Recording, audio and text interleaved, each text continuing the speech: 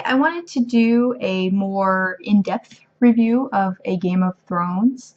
My first video was more just a very general recommendation for it, but this will have some spoilers in it about my actual thoughts and feelings on the book and things that happened in it, just to let you guys know. So, when I first got this book, I didn't know what to expect. I knew it was a fantasy series, and I knew that it was different. It was supposed to be different from a lot of other typical fantasy series, but I didn't really know much more than that. And so going into it, I didn't know what to expect. And it starts out, I mean, you get this prologue, and just to kind of, you're not really sure where it's going. These guys, who you later find out are from the Night's Watch, which guard the very northernmost part of the continent, are looking for wildlings, people who live in the very north. And then they get kind of dead. And so that set a very interesting tone for the book.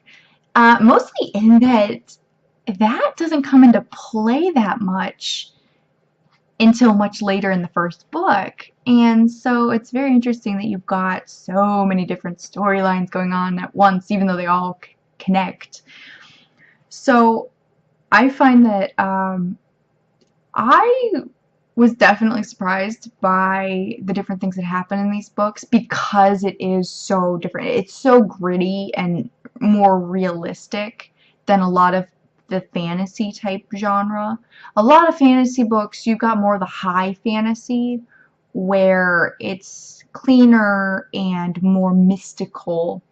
And in this one, there's very little magic. There's some magic left, but it's, so uncommon.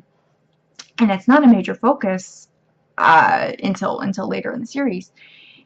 And so you've just got this medieval kind of a medieval world, and it's so cool. I really like that it's really realistic and really gritty. So some of that obviously isn't as good because characters die. Like major spoiler. Pretty much the main guy in this book dies at the end. And I was reading this thinking, oh my god, I didn't believe it. I went into the second book thinking, oh no, maybe he survived somehow. They didn't actually say he died. No, he doesn't live. And to me, that was kind of unheard of in books. Because this guy, Ned Stark, had many chapters. And you'd think he's safe. I mean, he's the main guy. No. And it's funny because when you reread the book, you go, oh god, Ned, what are you doing? Because he makes so many mistakes. So many mistakes that wind up getting him killed. Because he's way too honorable. In this world, being honorable is not necessarily the best policy. Because it got Ned killed, and it gets a bunch of other people killed later, too. And, yeah, but I also find that Ned Stark is not the main character of the series, and you find that out when you read other books. You get into all of his children. A couple of his kids have their own perspective chapters, and you get really invested in them. And they have kind of somebody for everyone to get attached to. I really love Arya, who is his Ned Stark's little daughter, who's a tomboy, and she doesn't pick fights, but she doesn't subscribe to the whole I have to be a lady thing. She's like, no, I'm gonna go play with the boys and use a sword type of thing. But they do go through her development very realistically. She thinks she's hot shit a little bit, and she has a teacher who's like, no, you have a lot to learn. You need to train a lot. And the character development is amazing. I love it. There aren't too many characters I dislike in this as far as their perspective chapters, but I think everybody can agree that Bran's chapters are long and boring. And they advance the plot, but oh my god. So Bran is Ned Stark's second youngest son. His youngest son is like 3 years old. But Bran, another spoiler, and if this happened at the very first episode of Game of Thrones, he gets pushed off a tower, and he survives, but he can't walk anymore. And so it's very, like just self-loathing and so depressing and whatever. But then Bran winds up being important, sort of. Everybody says he's important, and he goes to do things, but even now in like the 5th book, it's just this rambling on story of him trying to get somewhere to do something important, and he still hasn't actually done anything important yet. And I think that's why people don't necessarily like him as much, is that he has an important role, but we could care less. We want to get to Arya and Daenerys and all the other characters who are actually interesting. And yeah, and Tyrion and Arya, I think, are my 2 favorite characters in this. Well, and Jon Snow. Okay, there are a lot of characters I like. Jon Snow, Arya, Tyrion, and I like Jaime Lannister. Yeah, there's a lot of very interesting characters that I really, really like in this. Yeah. So I guess my reaction to this book was that it was so much more realistic, at least the descriptions of it, and the events happened in a more realistic manner than, everything's gonna be hunky-dory, because it's not. A lot of people are dead, or their lives are torn apart at the end of this book. It's not super happy or fancy. There's no hope that the Ned Stark is going to live again. No, he's very, very dead.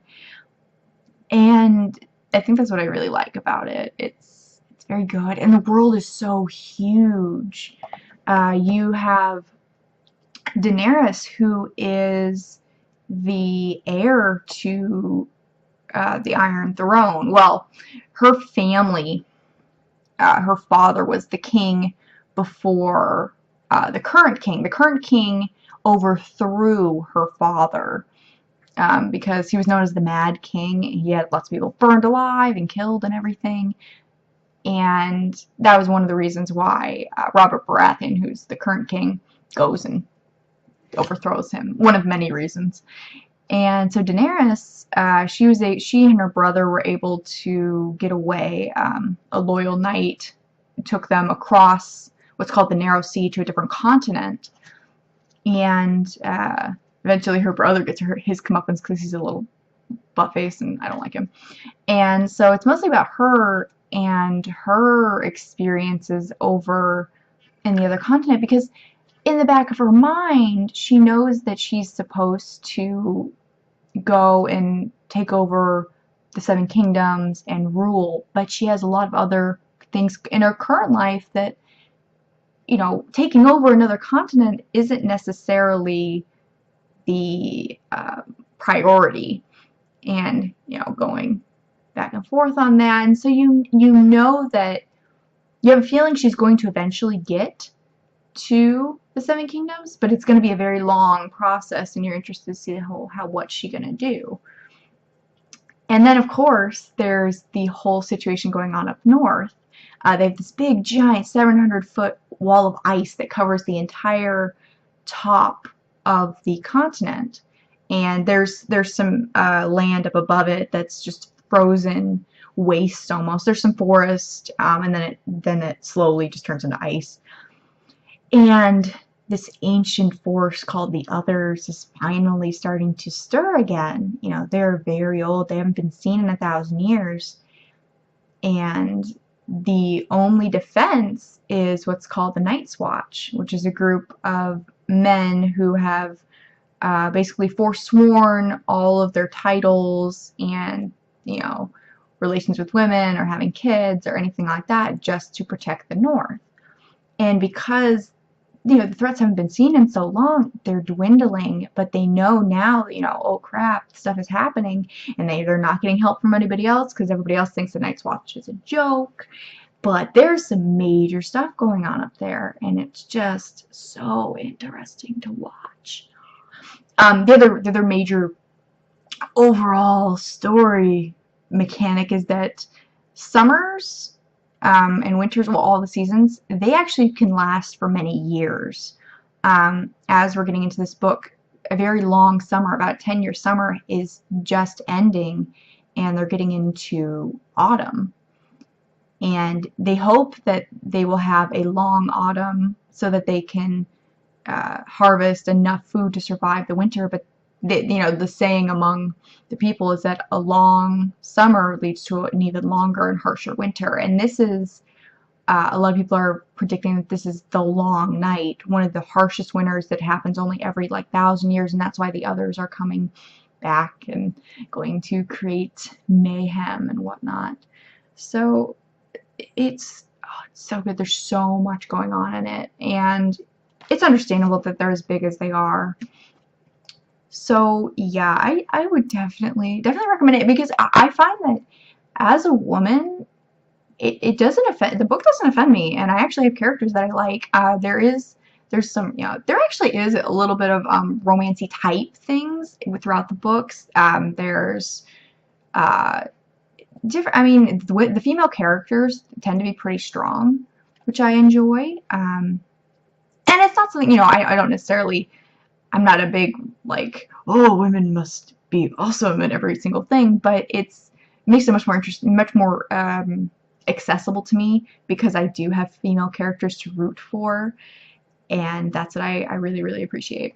And of course, many, many men have read these, and many, many men have loved these. My fiance has read these. Well, he's read like 3.5 of them, and he needs to finish them because I need to be able to talk to him about these. But yes, definitely read it. And yeah, so those are my thoughts, my more in-depth thoughts on Game of Thrones. All right, bye.